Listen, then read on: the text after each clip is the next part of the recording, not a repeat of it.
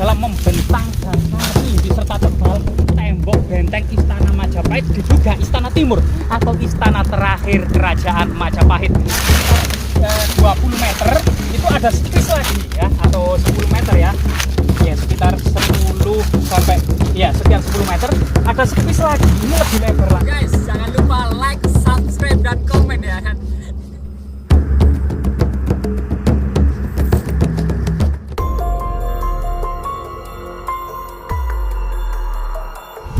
Iya, pada musim kemarau di puncaknya ini ya, udara memang cukup panas, namun sedikit angin yang membuat udara semakin dingin. Dan kita akan terus menelusuri pada masa akhir Majapahit. Ada beberapa sumber, misalnya prasasti Pabanolan yang ditemukan di Gubuk Lakah Malang. Ini ternyata memuat informasi angka tahun ya, yang sebagaimana Profesor Hasan Jafar membacanya dan beberapa kemudian sejarawan Belanda membacanya. Ternyata berangka tahun 1541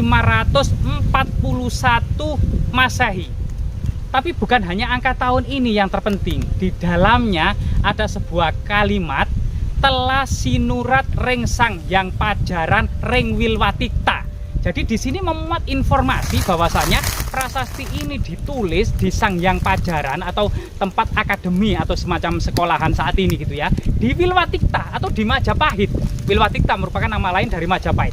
Sehingga diduga, dan memang ini ada sebagian sejarawan Belanda yang menganggap tahun 1541 atau di pertengahan abad ke-16 ini Majapahit masih ada.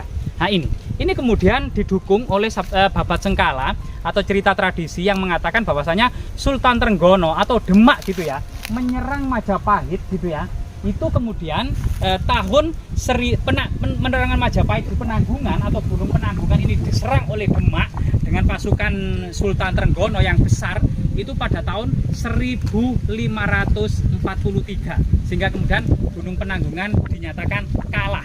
Nah, bisa jadi kemudian apa yang ada di Gunung Penanggungan dan serangan Demak atas kemudian Gunung Penanggungan diduga ada semacam istana, termasuk pejabat kerajaan, termasuk para raja atau ekstensi sebuah kerajaan atau laskar Majapahit yang tersisa yang ada di Gunung Penanggungan ini masih ada dan diduga masih membangun benteng istana pertahanan. Jadi jika kita lihat di lereng Gunung Penanggungan ini ada semacam memanjang terbuat dari tembok batu bata merah kuno seperti benteng pertahanan. Bisa jadi ini jika dihubungkan dengan sumber tradisi adalah serangan Demak atas Gunung Penanggungan tahun 1543 Masehi ya, atau di pertengahan abad ke-16 Masehi. Jadi kita coba telusuri bersama-sama.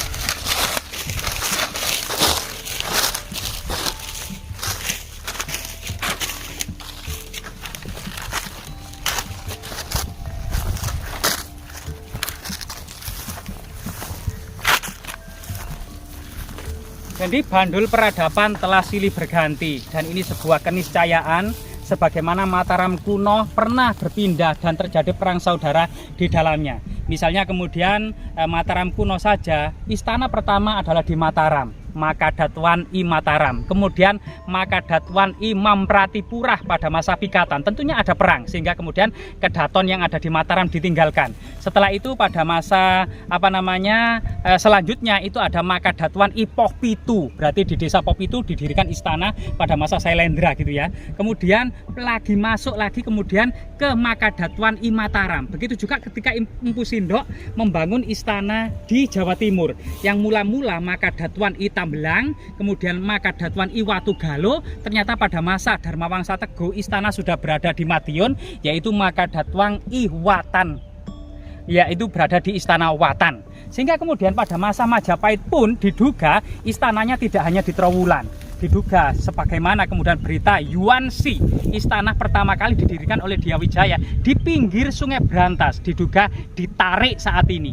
Kemudian masa kejayaan beralih ke Trowulan, kemudian pernah juga di Daha atau juga pada masa akhir-akhir berada di lereng Gunung Penanggungan. Sampai saat ini istana Majapahit belum ada yang meneliti secara kronologi, baik itu kemudian ditarik di Trowulan, di Daha maupun di lereng Gunung Penanggungan. Saat ini bisa jadi di lereng Gunung Penanggungan ini ada jejak-jejak istana masa akhir Majapahit.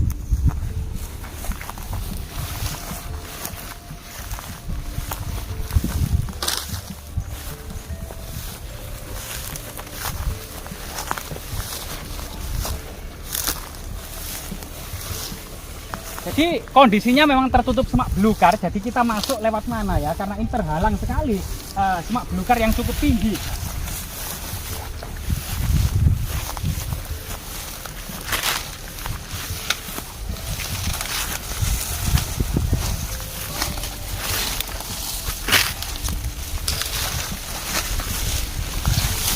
Nah, kita akan bisa melihat ya, di sana ini adalah membentang dan sangat tinggi serta tebal tembok benteng Istana Majapahit, diduga Istana Timur atau istana terakhir Kerajaan Majapahit, sebagaimana sumber babat Sengkala.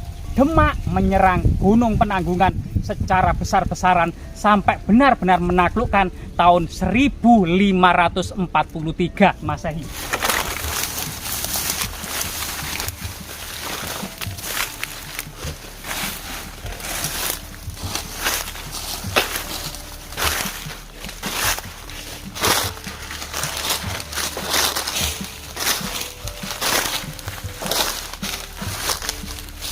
Kita lihat struktur tembok benteng istana era Kerajaan Majapahit, sekali lagi ya, ada semacam lubang-lubang yang sangat misterius.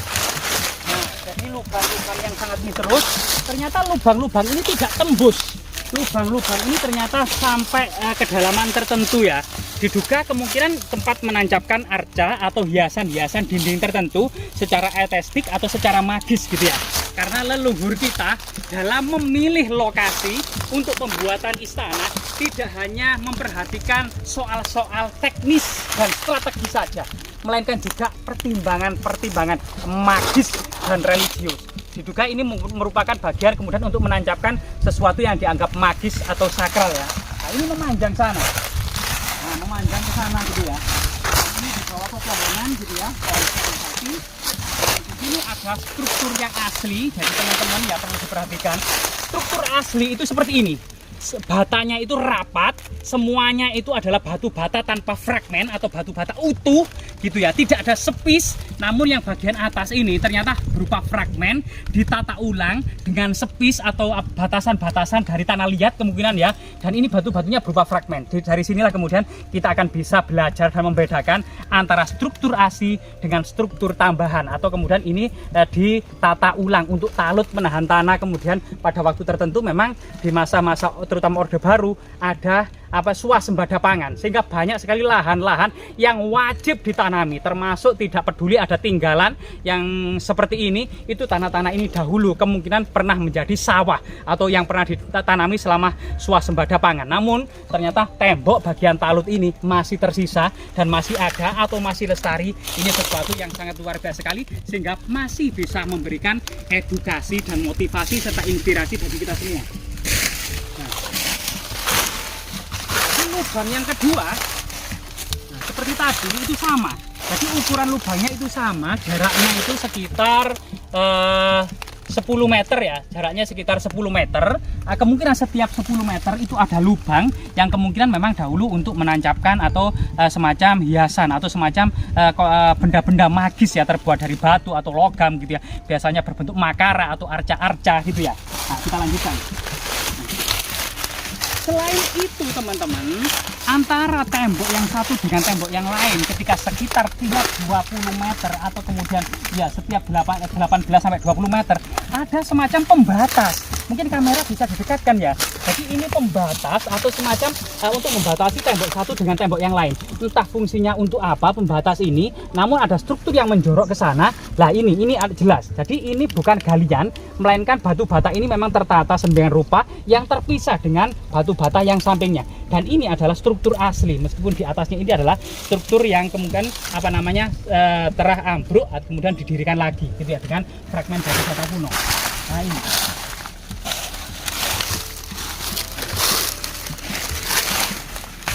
Kemudian kamera bisa didekatkan ya, struktur asli tembok-tembok istana atau tembok batu bata merah kuno ini itu seperti ini struktur asli dia. Tidak ada sepis gitu ya antara batu bata yang satu dengan batu bata yang lain, direkatkan dengan sebuah perekat yang sangat misterius ya, kemungkinan beras ketan atau telur atau wajralepa atau kemungkinan sistem kosot gitu ya, sehingga sangat-sangat rata tanpa sepis gitu ya. Ini adalah struktur asli sejak masa kerajaan Majapahit gitu ya. Nah ini adalah struktur asli yang masih bertahan, tidak ada reotan, tidak ada ambruan, tidak ada lengkungan, sehingga kemudian konstruksi pada masa kerajaan Majapahit memiliki teknologi yang sangat canggih pada masa lalu ya. Nah ini jika kita lihat sampai sini,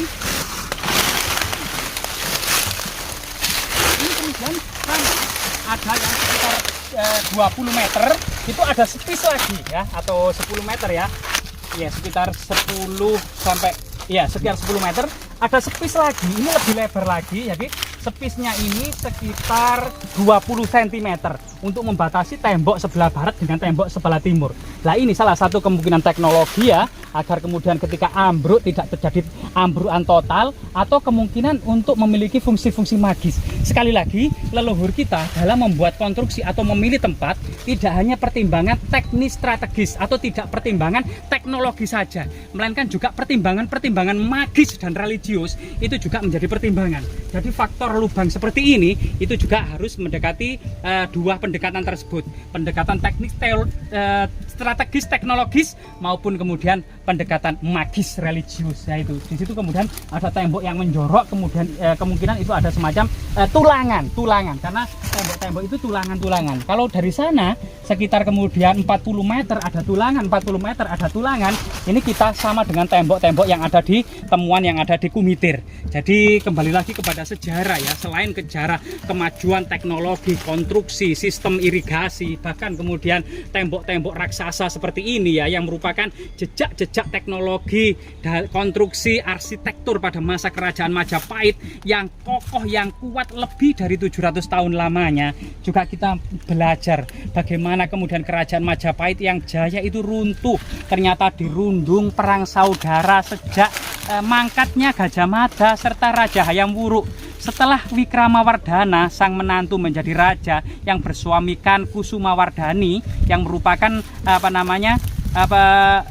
putri dari Hayam Wuruk ini, ternyata kemudian anak selir yaitu Breh Wirabumi menuntut hak atau menuntut yang menjadikan kemudian terjadi perang paregrek secara besar-besaran antara Majapahit dengan Blambangan atau Wirabumi, dan ini pun berlangsung cukup lama, sekitar 5 tahun, antara tahun 1401 sampai 1406. Bahkan tahun 1405 sebagian besar rombongan Muhammad Cengho yang mendarat di Wirabumi dibantai oleh pasukan Majapahit. Nah ini salah satu kemudian tragedi, artinya perang bubat, artinya perang paregrek agung ini ya, ini memang terjadi. Kalau memang perang bubat yang terjadi pada tahun 1357 ya, yaitu antara rombongan pengantin Sunda di lapangan Bubat, ini juga merupakan juga historis gitu ya. Namun kemudian yang kita bahas saat ini adalah perang paregrek. Ternyata perang paregrek ini berlarut-larut. Pada masa Wikrama, Raden Gajah Brahnarapati, seorang pahlawan yang berhasil menumpas Wirabumi, dan pada masa Suhita tahun 1400 dipersalahkan dan Raden Gajah Brahnarapati ini dipenggalnya, terjadi semacam pergantian kekuasaan atau rezim Majapahit, sudah rezim lagi ya gitu ya. Artinya memang saya kira ada ular. Nah ini kemudian antara terjadilah seperti itu, dan pada masa akhirnya ternyata Bre Kertabumi ini menyingkirkan Bre Pandan Salas, sehingga Bre Kertabumi berkuasa di Trowulan, ibu kota Majapahit, dan Bre Pandan Salas berkuasa di kota Daha Kediri. Ternyata pada tahun 1468 sampai 1478, 10 tahun di Majapahit ada bintang kembar atau ada matahari kembar, sehingga kemudian tahun 1478 gitulah, 2 tahun setelah mangkatnya Dyasura Prabawa, ternyata Dyah Ranawijaya menuntut balas, sehingga kemudian menuntut balas kepada pamannya sendiri yaitu Bre Kertabumi, sehingga Bre Kertabumi pun mangkat di Kedaton atas serangan Girindrawardhana Dyah Ranawijaya. Jadi tahun-tahun selanjutnya adalah tahun-tahun pertarungan antara keturunan Bre Kertabumi yang tidak lain tidak bukan adalah Raden Patah Demak yang didukung para wali di pesisir utara ini menuntut balas atas kematian ayahnya Bre Kertabumi kepada Girindrawardhana Dyah Ranawijaya. Termasuk kemudian motivasi selanjutnya adalah mengakhiri kerajaan terakhir Hindu-Buddha ini di Jawa Timur, karena para penganut Islam awal ini tentu termotivasi akan perang Sabil gitu ya. Nah itu salah satunya, selain kemudian Perang Paregreg. Jadi Perang Paregreg memainkan peranan utama dalam kehancuran kerajaan Majapahit sampai kemudian Demak berhasil menghalau atau kemudian menghabisi sisa-sisa laskar pasukan Majapahit yang ada di lereng Gunung Penanggungan, dan Babat Sengkala mengidentifikasi tahun 1543 Masehi. Gunung Penanggungan, sisa-sisa laskar kerajaan Majapahit, sisa-sisa penganut dan pengemban Majapahit ini kemudian berakhir di Gunung Penanggungan. Semoga kemudian situs ini tetap memberikan edukasi, motivasi dan inspirasi bahwasanya perang saudara, perang perebutan tahta di Majapahit menghancurkan kerajaan ini, dan ada serangan dari luar dan perang, dan kemudian munculnya budaya-budaya baru yang menjadikan kemudian perubahan-perubahan besar di Majapahit, sehingga kemudian sejak tahun-tahun inilah orang-orang Jawa dari penganut Hindu-Buddha beralih ke penganut Islam. Jadi semoga kemudian tembok-tembok ini terus kemudian dilestarikan, kalau bisa diekskavasi ya oleh Balai Pelestari Kebudayaan, sehingga kemudian bentuk dan ukurannya bisa terdeteksi, bahkan pola-pola kesejarahnya dapat digali. Semoga bermanfaat.